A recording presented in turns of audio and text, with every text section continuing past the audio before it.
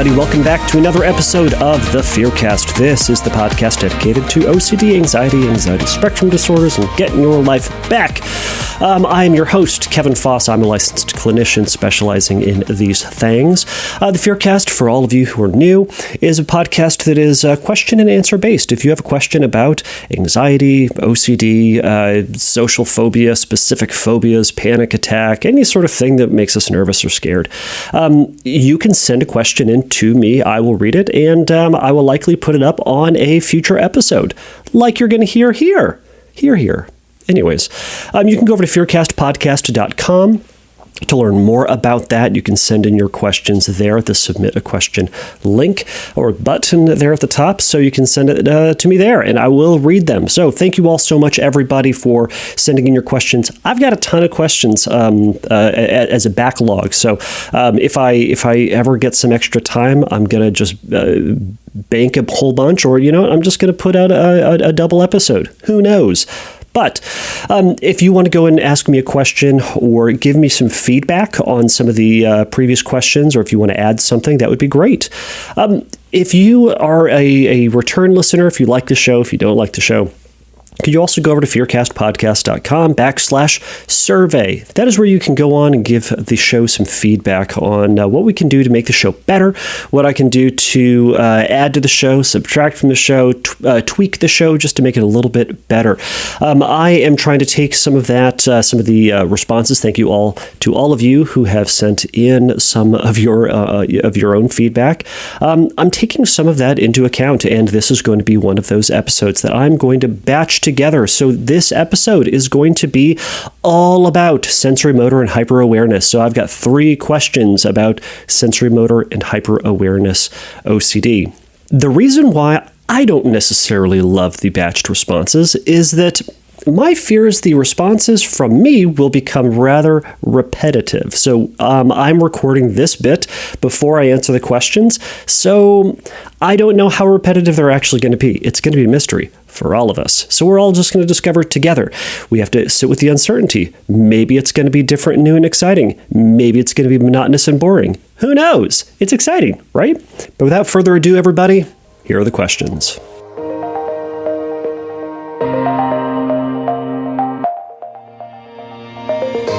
This first question comes from August. August asks, I have pure OCD, and through the help of therapy, I've been able to really overcome a lot of my obsessional fears and keep my compulsions in check.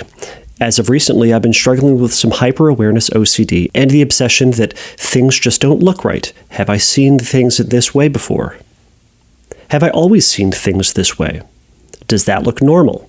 Is that what reality really looks like? Is that a catching of the light, or am I hallucinating? Things like that. I know my obsessions are irrational, but they bother me, and they make me fear that I'm a crazy person with schizophrenia, or that I'm on my way towards that. I brought this up with my therapist, and she says she isn't sure how to approach ERP with how my obsessive thoughts are showing up. I've written scripts about becoming my fears, and they don't seem to keep the thoughts away. My question for you is, what should I do about my underlying fear of being crazy or becoming crazy one day? Thank you for all that you do. All right, August, thank you so much for that question. First off, I'm really glad you're making a lot of progress through therapy. I know that you also said that your current therapist doesn't quite know what to do with this obsession. But that being said, you also said that you made a lot of progress with your other obsessional fears. So that's fantastic. So to that point, progress can be made. Now, I know that sensorimotor and hyperawareness can feel like it has this different quality, or that you're extra screwed, or that you're never going to be able to overcome this one. But that ultimately is not the case. This is just like any other manifestation of OCD. And if you've made progress in one, you can make progress in this one too. The number one thing that I have a question about with this is, what are your compulsions? So when you get that thought that says, am I becoming crazy? Am I going to become crazy one day? What do you do about that? Are you checking your thoughts? Are you trying to play the story out into the future and try to, finagle your memory or finagle your thoughts into thinking, no, I'm not going to be crazy, or man, if I did become crazy, here's what I'd do? Is it that you ask people, do you read things? What does it mean to be crazy? How do I know that I'm going crazy? Things like that. knowing what your compulsions are is going to be one of the first things that you need to do. Why is so that you can start to pull back on those compulsions. As with every manifestation of OCD, we're trying to accept the uncertainty that we don't need to know. We may never know the answer to what our fears are. You may never know if you're going to go crazy, because you may never go crazy. But that being said, you may be going crazy. I don't know. And perhaps you don't know.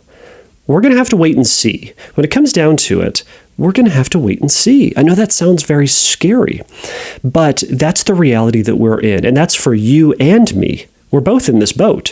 What if I go crazy one day? What if Kevin Foss goes crazy one day? And by the way, first off, I should say, we're saying going crazy a lot. I'm using the phrase going crazy because August said that phrase. For all of you who don't like that word crazy, that's fine. Whatever verbiage you want, substitute it for you. August says crazy, I'm going with crazy. And I'll say this. I use the word crazy liberally because I use it colloquially for myself. I think that's the verbiage that we all kind of hear in regards to mental health. We can reclaim it. It's ours again, right? We can say crazy because sometimes we feel like we're going crazy. But that being said, feeling like you're going crazy ain't going crazy. It's feeling like you're going crazy. It's not the same. Anyways, own it is what I'm trying to tell you. All right, back to August. I'm willing to bet part of your compulsion is going to be going back to those original statements you said. Does that look normal? Is that what reality really looks like? Is that thing catching my eye wrong, or am I hallucinating? And double checking, triple checking, validating, reassuring, asking someone, things like that. I'm willing to bet those are your compulsions. All those questions are questions. Those are things that, number one, you've spent a long time validating those thoughts. And you've kind of sent the message to yourself, I can't trust my perceptions. I'm unreliable. And in a sense, then your brain goes, man, I guess I am unreliable. Here's what I got to do. I got to figure this thing out. I got to double, triple check just to make sure that I'm not going nuts because, again, I'm unreliable. What I'd encourage you to do in this is to actually take that risk to take the uncertain road on this. Does that look normal? I don't know. I don't know if it looks normal. It might not be normal. That might be the way it looks. That might not be the way that it looks.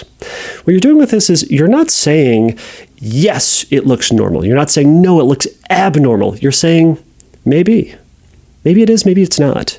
You're backing off of that typical approach you have done to validate, answer, or to find certainty that you're okay, even though you have that doubt about whether or not you misperceived something. So what we're going to do here is we're going to accept that middle ground. Maybe. In doing so, you're taking the risk. You're not going to get the answer that you desperately want and that your brain wants in order to move on. But you're going to move on anyways with this middle section, with this middle spot. I don't know. The risk here is this. If I don't get this answer, it might be that my worst fear will come true, that I am going crazy. Well, you might. But I'll tell you what, my rule of thumb with going crazy is always this. It's wait. Wait on the question. Because if you're going crazy, people will tell you. Having worked with schizophrenic folks, having worked with people who have gone into psychotic breaks, things of that nature, people will tell you. It will either be your therapist or it will be a police officer. Someone will tell you. And that's a great rule of thumb to have. What that can do is it's putting off the responsibility of knowing. I don't need to know. You, August, you don't need to know whether or not you're going crazy because you know what? Someone is going to tell you. And you know what? Until you've heard that message, you haven't gone crazy. But that being said, are you going crazy? I don't know. You don't know. And it doesn't matter. So your question to me, what should I do about my underlying fear of being crazy? Well, you've scripted, which is always a great approach to do. You might want to talk with your ERP therapist about whether or not you can zhuzh up or amplify or twist some of your scripts in a way. One script you could do is you could instead of doing a typical script, which would be like, I noticed that I noticed that things don't quite look right and that I am starting to hallucinate. I go to the hospital. They'll tell me I'm schizophrenia. They put me in a straitjacket. I'm there forever. So that could be one script that you could do. Another one could be writing a story about, or writing a a fake news story, right? So newspapers used to be this thing that would be delivered to your house, and they would have like words, and they would have pictures, and they would describe the news instead of, well, you guys know what newspapers are. Anyways, write it as if it's a news article, right? Title: August gets arrested for being crazy. Subtitle: in hospital forever. And then write the news story out as how you went crazy, what happened, what did your mom say, what did your cousins say, what did the police officers say when they arrested you. That's one way to look at it. Ultimately, it's just another way to kind of mix things up in your scripting exercises. You can write it as a script about what your loved ones said about you and what you were like before, and how much they loved you beforehand, before you went crazy. So you were so delightful and engaging and fun and smart, and then, man, you went crazy, and they just didn't even recognize you anymore. You were a different person. And include all the other stuff that you'd be afraid of happening, or you'd be afraid of meaning if you went crazy. And then resist the urge to try to figure it out. When your brain says, does that look right? I don't know. Maybe. And we're practicing putting off the amount of time that you can sit with that uncertainty before you review or seek certainty. So, August, that is one thing that you can do, or a couple things you can do. Best of luck, and if you have any feedback for it, or if you found anything that helped, shoot me another email and let me know, and I'll include that in a future episode. So, August, thanks so much.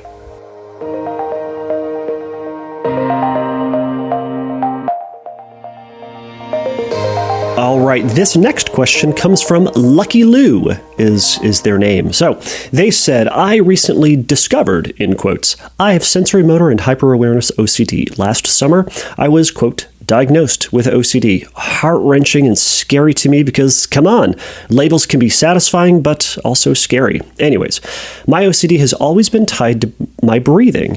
Thinking about flying, scuba diving, space, how all those involve breathing that is somewhat reliant on an external object, like the airplane's air, scuba tank, spacesuit, things like that.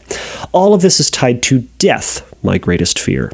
Essentially, my compulsion became taking deep breaths after having these intrusive thoughts and trying to get that click, or that deep breath that feels so good. And if I didn't get the click, the anxiety would sneak in and the cycle would start all over. After a year of ERP and CBT, reading books, recording myself, facing the anxiety head on, etc., I started to feel a little better. Well, here I am. She's coming back just the way she always does. I can't stop thinking about my breathing and the sound of my heartbeat and checking my pulse this past week. So I'm at the point where I'm blasting music, eating, and talking so that I don't have to, quote, think about my breaths. My sleep schedule is absolutely wrecked, and my mindfulness and acceptance approach is just not working. Your podcast has helped me greatly, but you talk mostly about reading examples, so I'd love if you could elaborate on actual things I can do to help myself. Some of the mental help with this is bringing me to a dead end, since this type of OCD is extremely mental. I was wondering if you could offer me some advice, because, yes, all I can think about is that, quote, my life is ruined, and I will never be happy again. Thank you for your time and reading my hefty response. All right, Lucky Lou, thank you very much for that question. Yes, it was long, but you know what? There's a lot of information in it. So anyways, I think there's going to be a lot of people who hear your question and really know what you're talking about when you talk about that click or that deep breath that feels so good. I hear that all the time from folks who have obsessions about their breath. Oh man, just to be able to breathe and get that click of, oh, okay, it feels good again. Oh, that's the way it should feel. Well, Lucky Lou, I think I should just call you Lou or Lucky. I don't know. I'm going to pick one. I'm sorry you have to go through this again. It's incredibly frustrating when you've made a lot of progress before, and then all of a sudden it feels like that obsession comes back. It's helpful to remember that OCD is a chronic mental health disorder. It's going to be there, and it's going to come back, and it's going to go away, and then it's going to be back, or it's just going to constantly be there. But that's still okay. What we're learning in this whole process is that we can have these thoughts and live our life. It is not an either or. It's that you and I can have our thoughts and our doubts and the physical sensations. I know a lot of people will pick on me when I say the thoughts. They say it's not thoughts, it's feelings. It's fine. It's both. But some people will say, maybe you've said it yourself, I can't be happy, I can't do my life and think about my breathing and think about my blinking and think about my whatever, my heartbeat. The reality is that we can, and it's that we do. If there's anything that I could impart to you, it's an acceptance of the and between these things. It's that I can have space in my life, that you can have space in your life to think about your breathing, and that's going to be okay. And that you can take that awareness of your breathing on into all the things in your life that you enjoy doing, and to still find that you can have enjoyment, that you can have relationships, that you can have success in life, as well as, all the terrible stuff in life that is just naturally going to come that you and I are going to have to face anyways. But that you're going to have all of those things, and that's going to be okay. You are going to survive them. I've noticed you're doing the don't think about the white elephant when it comes to your breathing. So you're blasting music, you're talking to people, you're eating, just to make sure that you're not thinking about your breaths. Well, now you've just doubled up. Don't think about my breaths. All right, now stop thinking about my breathing. Am I thinking about my breathing? Stop thinking about my breathing. When we do that, then everything that we do is compared to your breathing. Am I thinking about my breathing with this thought? No. Great. Am I thinking about it with this thought? No. Great. Or yes, I am, and oh no, life is over. The goal of effective sensorimotor treatment is going to be making space for your breathing and a redirection toward things that you actually care about. Now, that doesn't mean not thinking about your breathing. What that means is saying sometimes I'm going to think about my breathing, because the reality is you're not always thinking about your breathing, because the awareness of your breathing comes back. It coming back is evidence that it went away. So we can trust sometimes your attention is going to be on your breathing, sometimes it's not. And when it is there, that's okay. It's not the end of the world. In fact, you can high-five yourself that you're thinking about your breathing, because you're thinking about your breathing, it means that you're breathing, which is a good thing. Trust me, as someone who has fewer lungs than most people, breathing's super cool. I like it. But it's evidence that your body is doing regular old body stuff. What your brain has done is it has connected this function, this neutral function, with something terrible, with an oh no. So it's going to respond to it as if it is terrible, as if there needs to be something done about it, as if you need to stop it or control it, or you need to get that feeling again, that right feeling again. My encouragement to you would be to do anything that would allow you to feel that wrong feeling, to not get the click. Whatever you can do so that you can have that feeling that it feels wrong, but to say, okay, it feels wrong. The click isn't there. That deep breath is not going to be there. Okay, well, I'm going to continue to breathe in my day-to-day activities when my hyper-awareness on my breathing is there. I'm going to continue to breathe as maybe the way I typically do, and as I redirect my attention elsewhere. Now, you've said that you've tried scripting, which again, scripting is going to be great. Talking about how your life is going to be over, how nothing is going to be better, how you're always going to think about this, and thinking about your breathing is going to ruin all your relationships and jobs and everything in life. That can be incredibly helpful. Now, I'm not going to spend a whole lot of time talking about the fear of death, because that's not really what you asked about. But that obviously feeds in there somehow. So perhaps talking with your therapist about how that is incorporated into this is going to be helpful. But here's one thing you can try to do. I really enjoy assigning this exposure. I enjoy it. That's a weird way of saying it. I think it's very helpful because you're basically saying, oh no, I need to not think about my breathing. So I want you to think about your breathing. Lucky Lou, that's your job for this next week. Think about your breathing all day and night, all of the time. And you're saying, but Kevin, I'm already doing that. That's why I sent you the email. But you're not. You're not thinking about it all the time. The whole point is, I'm willing to bet that you can't think about it all the time. And at some point, you are going to get bored with it. And your brain is going to get distracted by something else. It may be you're going to get distracted by how annoyed you are at me for assigning this. But you also might get distracted by watching a TV show, doing something else, doing dishes. I don't know what you do, but doing that stuff is going to get you distracted. And when you do that, go, oh, darn it, Kevin told me to think about my breathing, and then think about your breathing more. The goal of what we're trying to do here is to diminish the importance you place on the breathing and to diminish the importance you have on not thinking about it. Instead, we're going to say, this is there. This is here. I'm thinking about my breathing. Cool. Another thing you can do is, this is going to sound really weird, record yourself breathing. I'm really cautious when I'm breathing into this microphone. Here's why. Whenever I go back and listen to other episodes, especially ones where I've interviews, and I listen to myself, I sound like a smoker who's been smoking since they were 2. It's this, that sound. I can do that, by the way, all the time. That's the magic of my lungs. Anyways, for all you hypochondria folks out there, that is a super fun exposure. But what we can do here is record yourself breathing and put that on a loop and put your headphones in and then go live your day. You will constantly be hearing your breathing in that. The goal of that, again, is to get bored with the reality that you're breathing and you're hearing it and that you're thinking about it.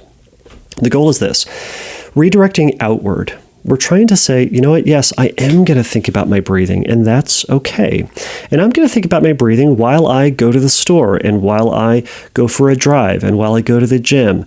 And I'm going to have this in my head, and over time, your brain is going to start to filter that out. Now, that's just one thing that you can do. It may or may not be helpful for you. The key to this ultimately is going to be, where is the certainty? What certainty are you looking for? The certainty that this thought will go away? The certainty that you are never going to die of this? The certainty that nothing's wrong? I think that would be the bigger question here. What are you trying to get certain about that you can feel comfortable? That you can still be happy? I don't know. That'd be something for you and your therapist to try to figure out. My only clue here, perhaps, is that you said my life is ruined and will never be happy again. Okay, well, go do things that you historically feel happy in or with or about. And think about your breathing. Have that track playing. Think about your breathing and do things that you historically do to have fun. You're going to say, but that's ruining fun things. It's already ruining fun things. That's why you messaged me. The whole point would be to say, I'm going to go and do this, and I'm going to try to get the best happiness I can by redirecting my attention towards the happiness. And not towards the emphasis or not towards that quote need to not think about your breathing. Instead, think about it. So, Lucky Lou, I hope all of this makes sense. I hope you try this stuff. Hope it works out. If it does, and some of it you find working, and again, what does it mean to be working? Well, that'll be a decision for you. But shoot me an email. Let me know. Let me know how it works, and we will wait with bated breath. I couldn't help myself. So until then, thank you so much for the question.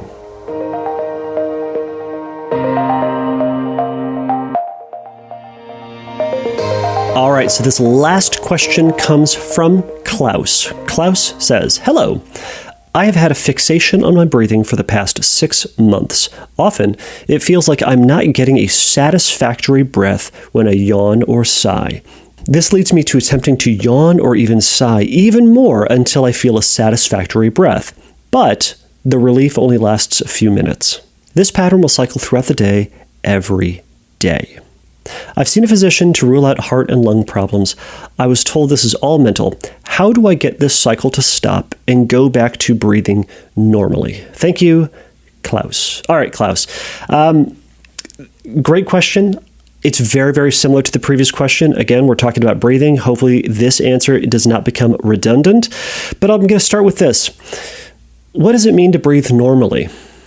I know you probably have an answer as to what you feel was normal, but the goal in this is not to get back to breathing normally, but to get back to your life and to disregard the importance of what it means to breathe and how you breathe and the quality of your breath and how much and how long and all the other things. It's that you're breathing, but your brain is hyper-focusing on the feelings about it and applying this qualitative statement to it.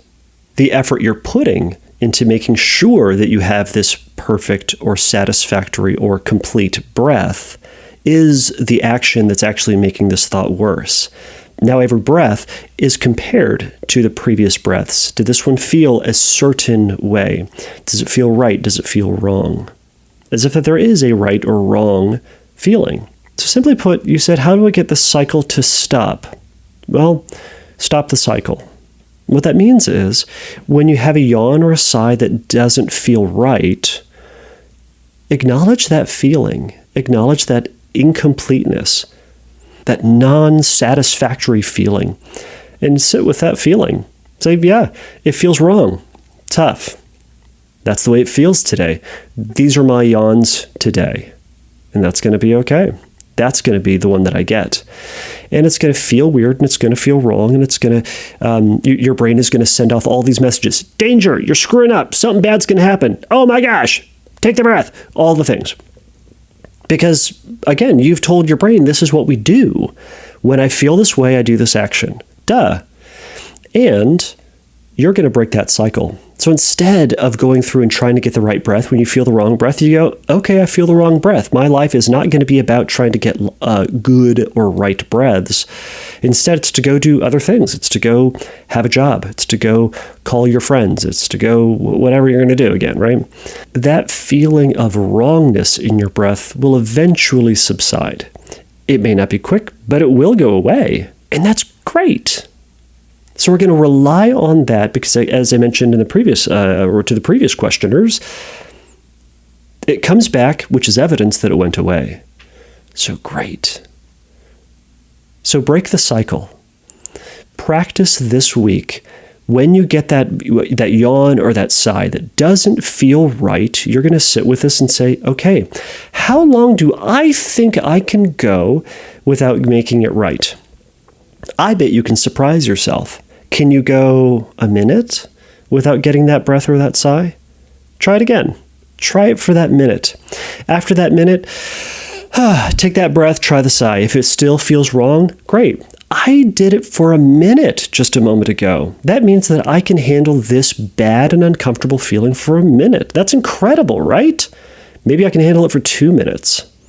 So try resisting the urge for 2 minutes and see if you can do 2 minutes without or before you get that yawn or that sigh or whatever you're trying to do to get that, quote, right feeling again. And so on and so forth. If you tried for 2 minutes and you surprised yourself, oh my gosh, I didn't do my compulsion for 2 minutes. That means that I can handle this feeling. I have the capacity to handle this garbagey feeling for 2 minutes. That's incredible. And then if I can do it for 2 minutes, man, I wonder if I could do it for 3. And then we try to push ourselves and surprise ourselves that I can handle this bit of discomfort. You can handle it without compulsions. Your brain doesn't believe you. Your anxious brain won't believe you. It says you need this action. This is what gets us through and back to our life. This breath, this yawn, this whatever gets us back to life. It doesn't. You know what gets you back to life? You do. And your redirection of your attention back to your life, externally, outside of yourself. And that may be for that minute, you're going to go on Reddit and you're going to scroll through and troll people. I don't know. For that minute, you are going to watch The Office again. For that minute, you're going to juggle.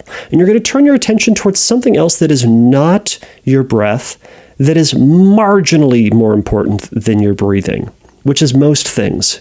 So Klaus, that's going to be your task this next week, is to practice extending the amount of time that you can go without doing that bonus yawn, that special yawn, the sigh that makes you feel right again. Instead, we're going to practice feeling wrong and to show ourselves that we don't need to feel right in order to live a life. And it's going to be okay. We're going to be able to get through it. So, Klaus, I hope that helps. Let me know how it goes, and best of luck.